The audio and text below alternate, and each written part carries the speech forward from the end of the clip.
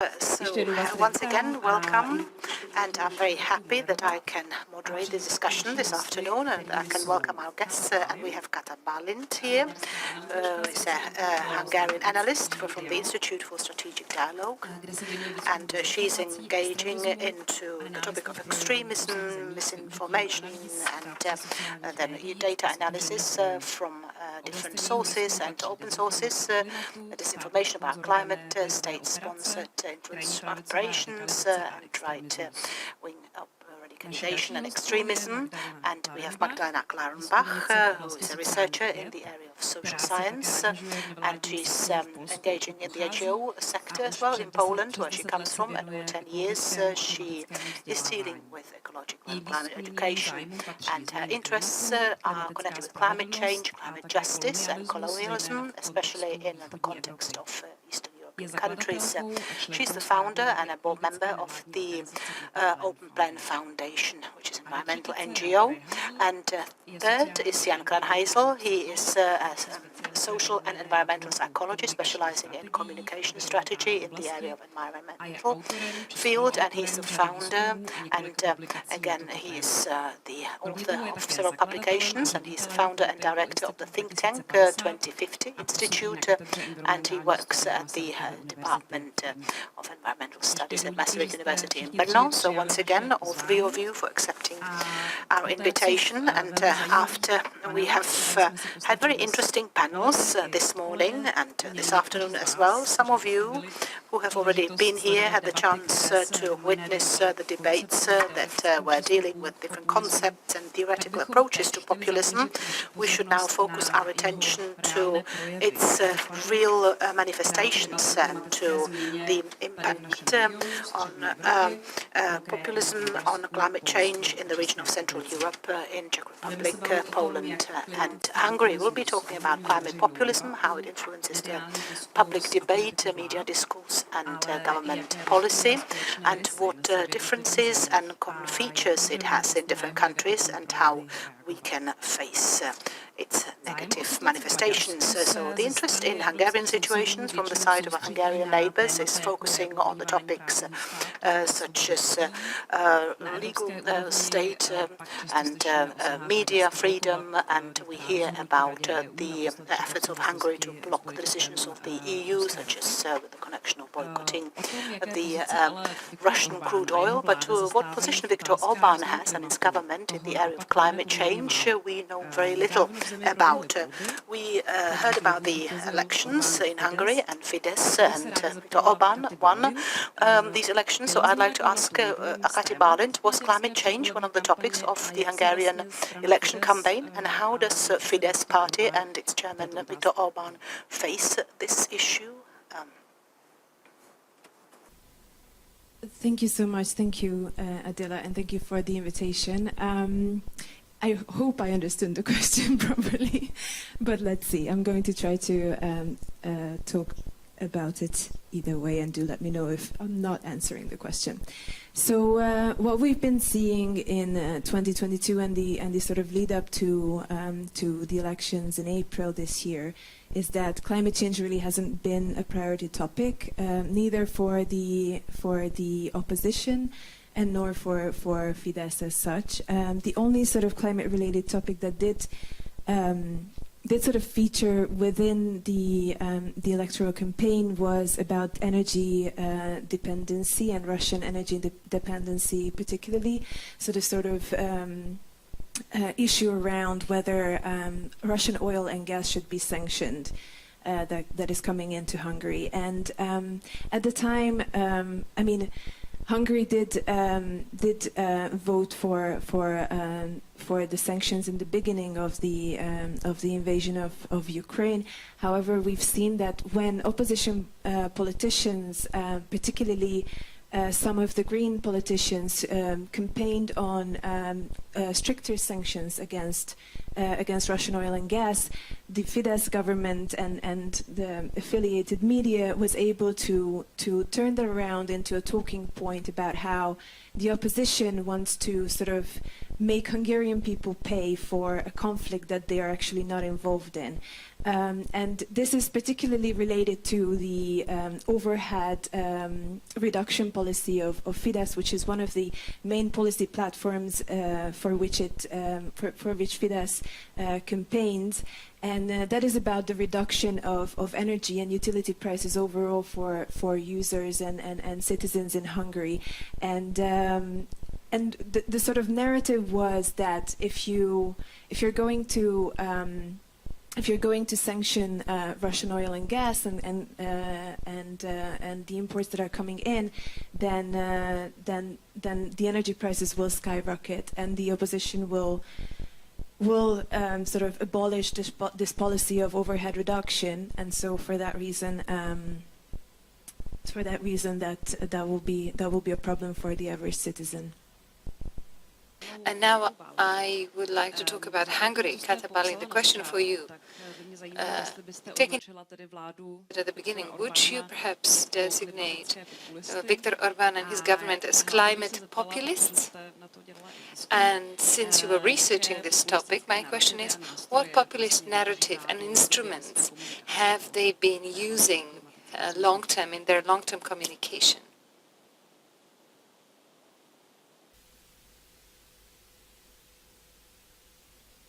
Yes, thank you so much.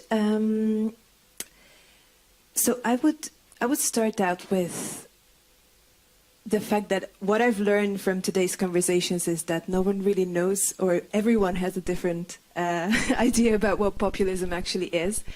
So I'm not going to try to define it for myself either, but I am going to talk to you a bit about the sort of narratives that we did find across our research that I do think that are relevant in this discussion.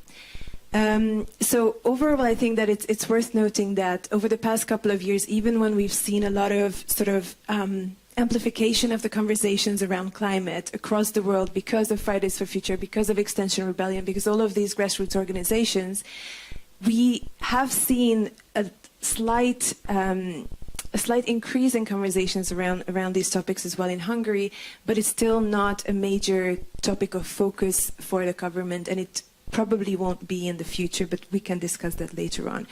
What we've also seeing is that there's quite a lot of sort of different messages coming from the government, incoherent messaging really about climate change and climate change issues and how to react to these threats and to these questions. For one, we've seen a type of skepticism based on economic argument, something along the lines of, you know, we're just a small country, we're not the main polluters, it shouldn't be our economy that has to bear the burden of climate change mitigation. We're also seeing arguments that are based on a more sort of value-based or ideological position or identity position, these what we call the culture war narratives, and we can discuss that later on. And then we've also seen that in the beginning, specifically in the beginning of 2020, the end of 2019, so after the local elections in October of 2019, we've seen a sort of experimental turn towards green politics from the government. And partly, I mean, this is just me assuming and thinking, but I do believe that it could be part of the realization that Fidesz has a hard time reaching young voters and young people. And for young people, climate has become, especially in 2019, a leading topic, an issue that they care deeply about. So we do see that in 2020, especially in the beginning of 2020, in January and February, conversations around climate and Orbán giving speeches on the climate plan of Hungary has really become a topic of interest. What we've done with our research is we didn't look specifically at the communication of the government, but what we did is looked at government-affiliated media in Hungary, which I guess in this room I won't have to really explain, but do let me know if I do, and then I'm happy to do that. And we've collected data, Facebook data, from national and local media outlets, as well as pro-government influencers over a 2-year period, starting from 2019 until 2021. And I think some of the narratives that we've seen here are very relevant and related to the arguments that I just mentioned from the government. And I'm going to lay the three narratives out, and then we can discuss further the other ones that are more sort of on the culture wars related area. So one of the sort of, as I said, the economic argument was not a particularly prevalent argument in these 2 years from or in governmental media, but we did see that there are these posts and there are these messages that emphasize the responsibility of European member states, of other countries, major polluters such as China, Brazil, India, as well as multinational corporations, and that they should be the ones who actually bear the burden of climate change mitigation. And there's this idea of sort of, it shouldn't be poor countries, it shouldn't be us having to deal with this, it should be the rich countries. And the thing is that, of course, there is something to it, right? And there's maybe some truth to it as well. But at the same time, what we're seeing is that there's a sort of deflection of responsibility here within this narrative, which is quite problematic. Then the experimental turn to green politics in the beginning of 2020, actually the second most comment, something's happening in the background. I see some people laughing, but that's okay. So I'm going to try to make it interesting enough so that you don't have to focus on this. So the second most prominent narrative actually that we've seen over the 2 years that we investigated was this idea that Hungary is actually a climate change champion, that we've already done our deal, and it shouldn't be us because we're okay, we're already champions. We've done what we've had to do, and a lot of the times these posts would, think of, or sort of frame national and local initiatives from the government as well as Fidesz politicians and local municipalities led by Fidesz politicians in a positive light. And overall, the idea of this is that Hungary doesn't do the talking, Hungary does the action.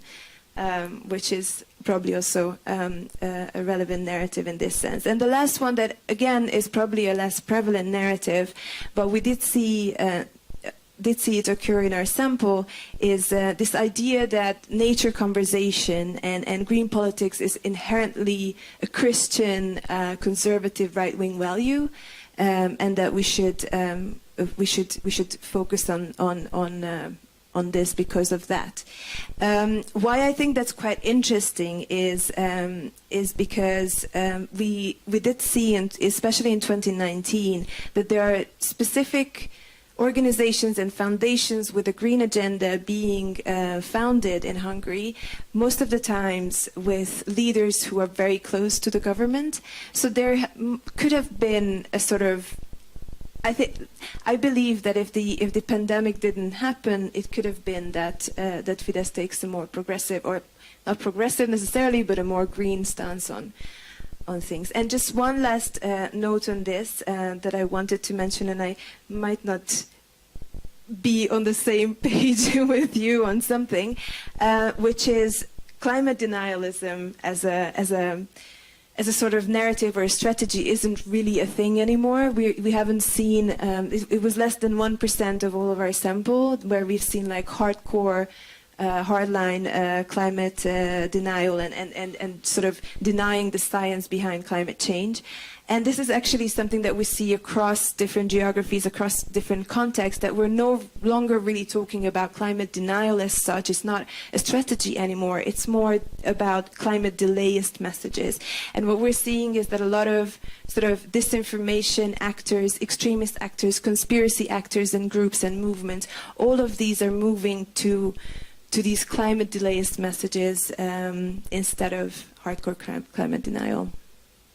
I would like to come back to the topic of cultural wars, and I would like to ask perhaps a slightly provocative question. So if we as cultural liberalists and environmentalists do not know how to address the issue or how to explain this issue of climate change, how to sell it to certain people, how to explain it to them, isn't it good then if, for example, the right-wing populists or nationalists, such as Viktor Orbán in Hungary, then take the topic as their own and start to communicate with it, with their voters, and the solutions are not as we would imagine, but just the fact that they basically take the topic on board and start to talk about the topic. I mean, isn't it good enough? I mean, isn't it for the good of the matter anyway? Or is it quite the contrary, that we should fear that they would be waging the cultural wars rather than doing good to the actual problem itself?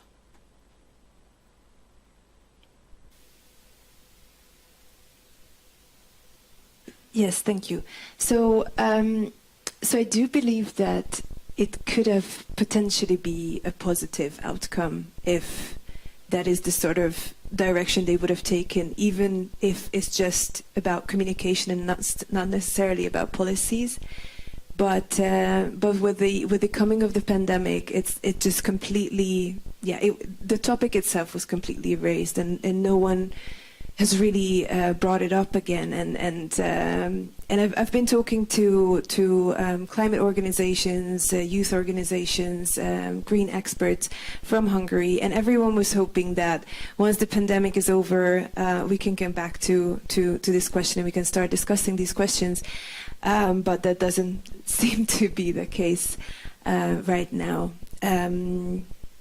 So yeah, so I do believe that it could have taken a different direction, but here we are.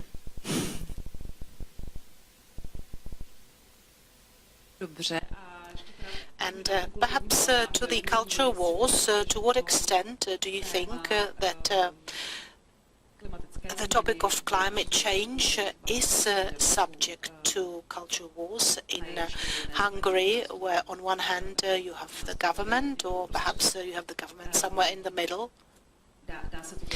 Can we perhaps perceive it in such a way, or does your data support it, your research, that this is a topic that has become a topic of cultural war? Yeah, so what we've seen, as I said, there's been like different types of messaging around climate change overall from the government, and there were certain politicians that were particularly sort of pushing very detrimental messages around the topic. But, you know, like I think in sort of the Hungarian information space, the most malign messages really do not come necessarily from politicians themselves or the government itself, but it is sort of spread through governmental media, and specifically pro-government influencers. So if you think of, you know, Hungarian Tucker Carlsons and Ben Shapiro's, if that says anything to you. So our data shows that all the latest messages that I've been talking about, most of the times, or nearly almost all of the time, were sort of connected to controversial issues, controversial actors, controversial individuals or movements, and it's really been some of the I mean, the thing is that I've been through all of these posts manually. I coded them for the narratives, and the sort of things that you see there is absolutely mind-blowing. It's really detrimental, really harmful messages around climate change. And what we've seen is essentially all of the sort of climate-related posts, 37% of them were sort of what could be either classified as sort of culture war narratives or culture war messages, or messages that are attacking, for example, Greta Thunberg, or the climate movement in general. And within the culture war sort of messages, what we've seen is the usual topics that keep coming up, some of which have sort of a history in Hungary, such as, for example, migration or LGBTQ issues and rights, or women's rights, you know, family values. Orbán's government has been fairly strong on on sort of advertising itself as a family values government. But we also see some like imported narratives. For example, Black Lives Matter came up quite a lot in 2019, especially for a country that doesn't really have anything to do with Black Lives Matter as a movement. Very interesting finding was that the posts that specifically attack climate movements and specifically youth movements like Fridays for Future and Extinction Rebellion, they were less than 5% of our sample of climate-related posts, and yet these were the most shared posts on average. So it does seem to indicate that the sort of narratives, the sort of messages that are antagonistic towards the climate movement as well as Greta Thunberg and also against the EU politicians, EU member states, these all seem to find an audience online. So these do seem to be spread by people specifically on Facebook. And overall, just a sort of general finding is that while we've seen that the sort of messages that raise awareness around climate change, the impacts of climate change, the ones that are reports on, issues, local issues that can be connected to climate change, in terms of volume, they are on the same level as delayist or culture war messages, but the culture war messages or these delayist messages on average were shared 6.5 times more than the ones that are raising awareness about the consequences of climate change. So I think that in and of itself is a very interesting but also very concerning finding. Yeah.